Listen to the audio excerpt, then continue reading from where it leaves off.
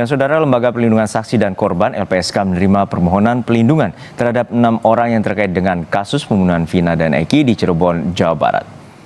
Keputusan pemberian perlindungan disampaikan Ketua LPSK Ahmadi. Ia menjelaskan dari 6 orang, 5 diantaranya adalah anggota keluarga korban Vina yang akan mendapatkan rehabilitasi psikologis. Sedangkan 1 orang lagi adalah Saka Tatal yang merupakan mantan terpidana kasus pembunuhan Vina dan Eki. Sebelumnya LPSK menerima 15 permohonan dari keluarga korban, saksi maupun warga yang terkait kasus Vina. Namun yang memenuhi syarat perundangan hanya 6 orang. Menerima permohonan perlindungan dari keluarga V 5 orang, apakah itu inisial BO, MR, SA, SK maupun SL, berupa program bantuan rehabilitasi psikologis. Dengan permohonan SC, LPSK memutuskan menerima permohonan yang bersangkutan, pemenuhan hak prosedural dan rehabilitasi psikologis.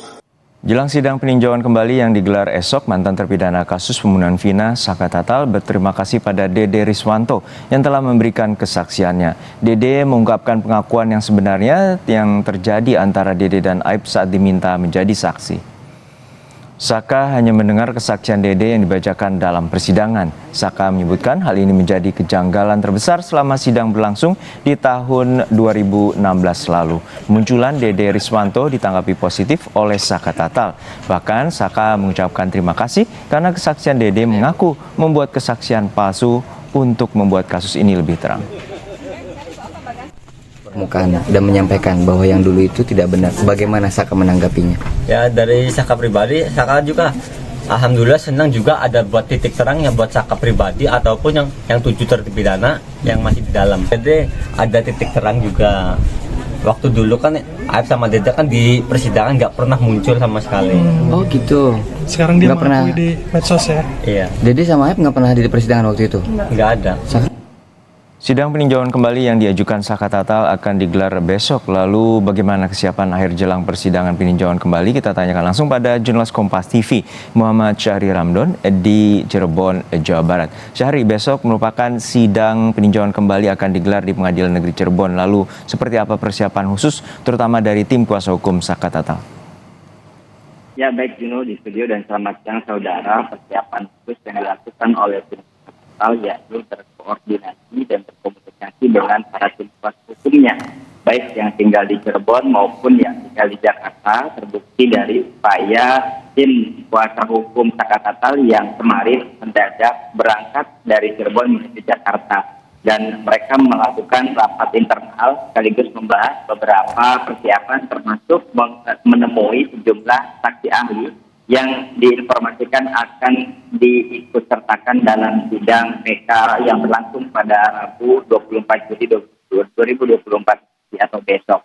Kemudian juga Saka masih terus berusaha untuk mematangkan secara kesiapan mental, karena Saka juga akan memberikan banyak statement, penjelasan, bahkan utamanya yang terjadi di tahun 2016 lalu, sebagaimana yang dia alami di tahun 2016 lalu.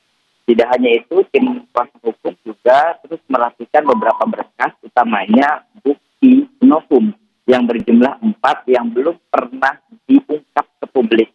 Artinya 4 novum ini yang dipastikan akan dibuka secara terang-terangan di depan majelis hakim dan akan menjadi bahan pertimbangan karena telah diserahkan seluruhnya kepada majelis hakim dalam bentuk memori PK. Saat ini, saya berada di depan ruang sidang Cakra yang akan digunakan oleh Pengadilan Negeri Kota Cirebon untuk melakukan sidang PK Saka Tatal yang akan berlangsung besok. Koordinasi dan komunikasi yang telah dilakukan dan persiapan yang dilakukan oleh Pengadilan Negeri antara lain adalah menyiapkan beberapa peralatan dan juga sistem pengamanan yang dibantu juga dengan Polres Cirebon Kota. Tapi informasi bahwa proses persidangan besok juga akan mendapatkan beberapa pengamanan. Pasalnya dari total 300 orang yang diinformasikan akan menghadiri sidang ini, 50 diantara yang diperbolehkan masuk, mengingat kapasitas ruang yang terbatas. Tidak hanya itu, mereka juga akan melakukan penjagaan baik di dalam ruang persidangan, di ruang tunggu yang tepat saat ini saya melaporkan kepada Anda, Juno, dan juga di ruang di luar bagian kantor pengadilan negeri Kota Cirebon. Juno. Ya Syahri, untuk saat ini apakah ada upaya hukum lainnya yang akan ditempuh Saka Tatal mengingat adanya banyak keterangan dari saksi-saksi yang membuka untuk kasus ini lebih terang?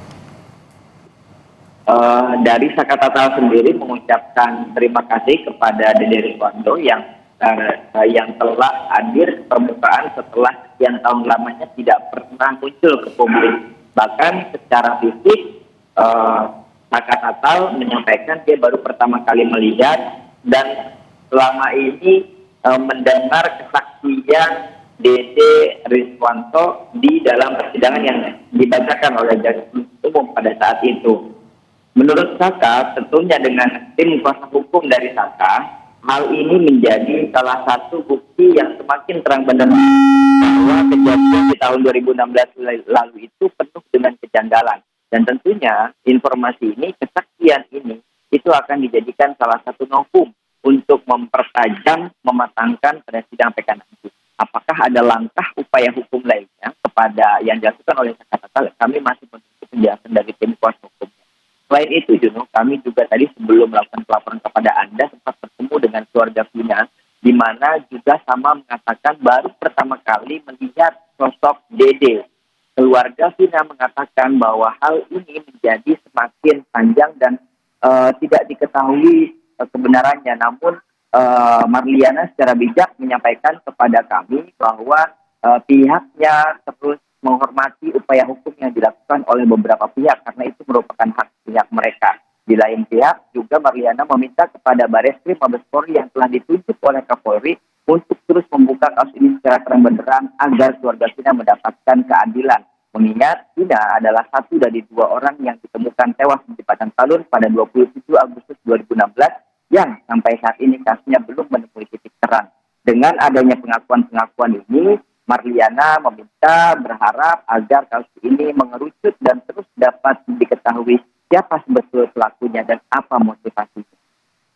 Juno. Baik, kita nantikan bagaimana persidangan peninjauan kembali yang digelar di Pengadilan Negeri Cirebon, Jawa Barat dengan pengajuan dari mantan terpidana Saka Tatal dalam kasus pembunuhan Vina dan Eki 8 tahun silam. Terima kasih jurnalis Kompas TV Muhammad Syahri Ramdon dari Cirebon, Jawa Barat.